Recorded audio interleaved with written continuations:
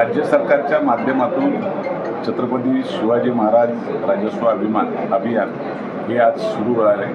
सगळ्यात राज्यभर हा कार्यक्रम लागलेला आहे. त्यात कल्याण तहसील आज गोयली येथे पूर्ण तालुक्याचं हे अभियान सुरू केलेलं आहे आणि निश्चितपणे सगळ्याच योजना एका छताखाली आणून प्रत्येकाला त्याचा दिलासा देण्याचा प्रयत्न केला आहे. शेवटच्या माणसापासून, अपंगापासून, आदिवासींपासून, संजय गांधी निराधार योजनेपासून सगळ्या योजना एका छताखाली एका दिवसात मंजूर करण्याचा हा चांगला वायदा राज्याचे महसूल मंत्री आमचे बावनकुळे साहेब आणि मुख्यमंत्री यांनी हा चांगला निर्णय घेऊन हा निर्णय घेतला आहे. त्याच्याबद्दल स्वागत करतो. त्याचबरोबर इतरसुद्धा ज्या योजना आहेत, इतर खाती जेवढी आपली आहेत त्या सगळ्या खात्यांच्या सुद्धा योजना एका ठिकाणीच केल्याचा प्रयत्न. जिल्हा अधिकारी या ठिकाणी आलेले, तुमची काही वेळ चर्चा देखील झालेली.